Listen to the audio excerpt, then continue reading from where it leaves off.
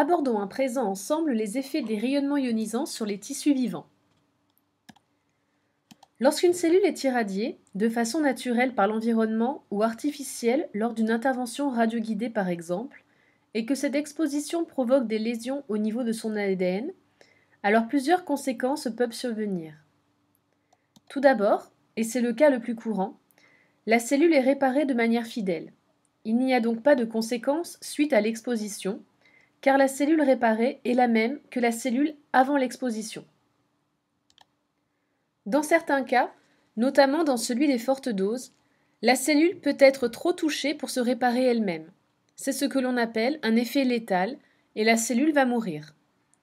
Il peut alors y avoir des effets ponctuels sur le patient, comme une radionécrose par exemple, mais au moins la cellule est morte en emportant son anomalie génétique. Il n'y aura donc pas d'effet à long terme. Par contre, dans certains cas, la cellule essaie de se réparer, mais échoue partiellement. La cellule réparée n'est donc plus la même que la cellule avant l'exposition. C'est ce que l'on appelle une mutation génétique. Là encore, nous avons trois possibilités.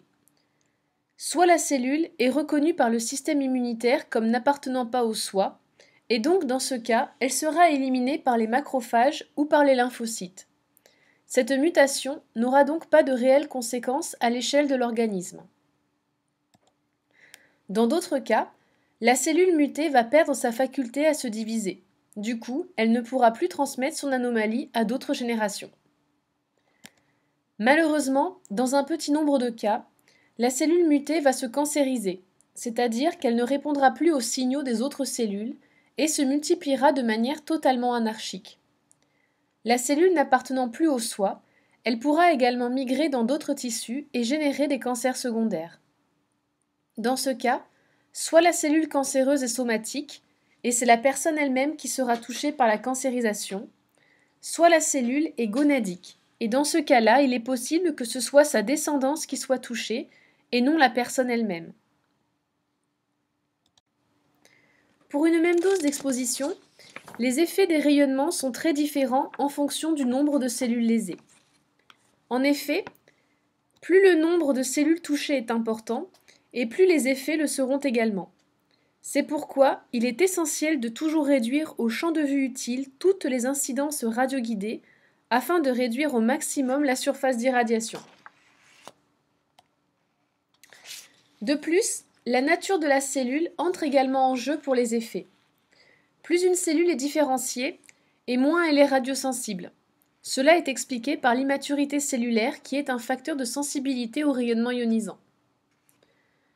De plus, plus une cellule se divise rapidement et plus elle sera radiosensible. Enfin, la radiosensibilité cellulaire est dépendante de la phase de multiplication. Ce dernier point est donné à titre informatif, car on ne peut pas l'utiliser dans l'optimisation des doses aux patients.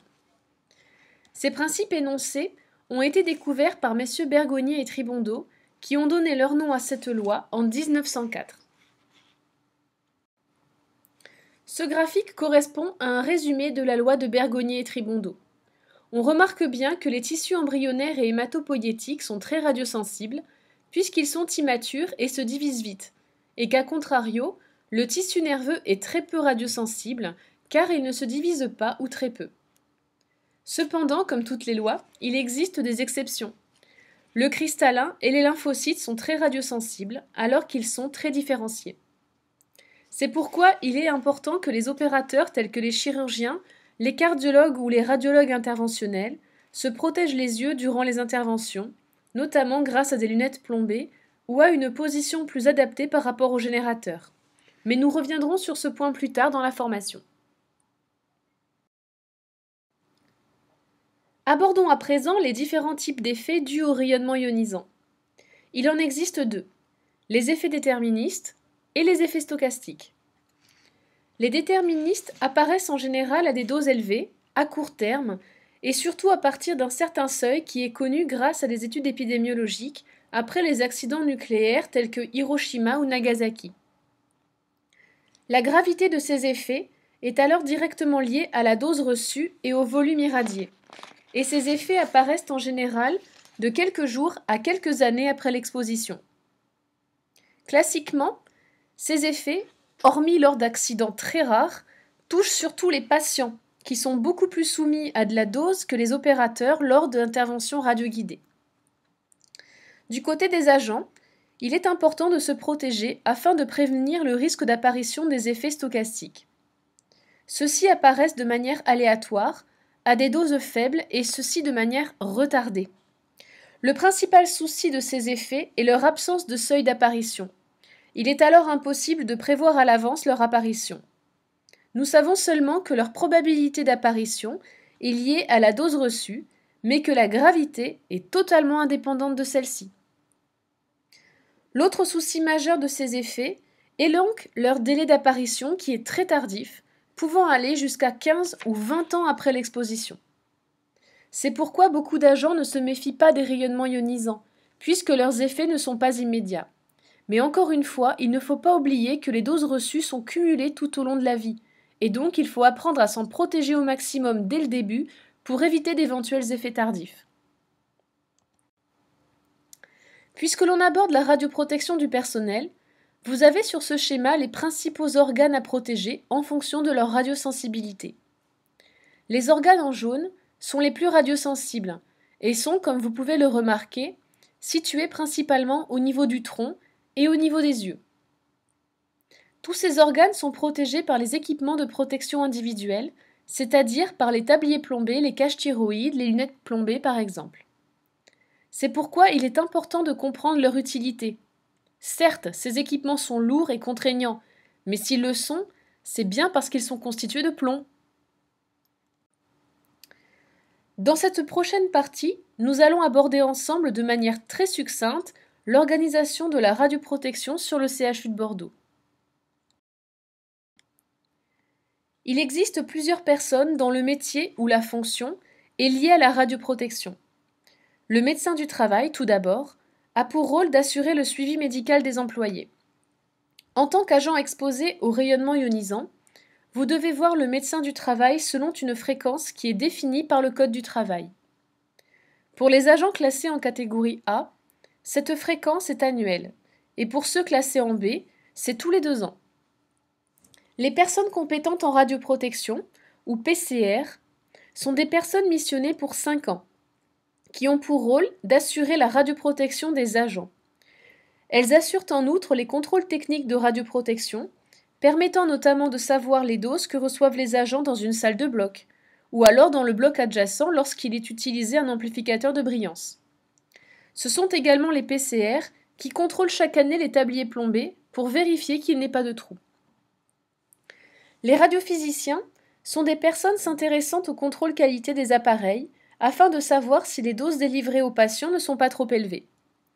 Elles assurent également le bon fonctionnement des générateurs et l'optimisation des protocoles utilisés en clinique.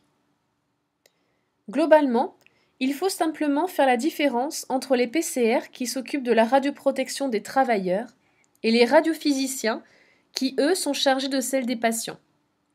Bien évidemment, PCR et radiophysiciens travaillent ensemble, et sur le CHU de Bordeaux, les radiophysiciens sont également PCR. Toutes ces personnes exercent leur activité sous la responsabilité du directeur d'établissement. Durant votre carrière, vous entendrez parler de plusieurs organismes différents.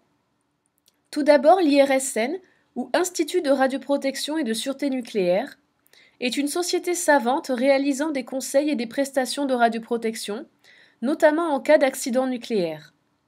L'IRSN est également fournisseur de dosimétrie passive et a mis en place un logiciel national appelé CISERI, qui regroupe l'ensemble des résultats de dosimétrie passive de tous les agents classés sur la métropole.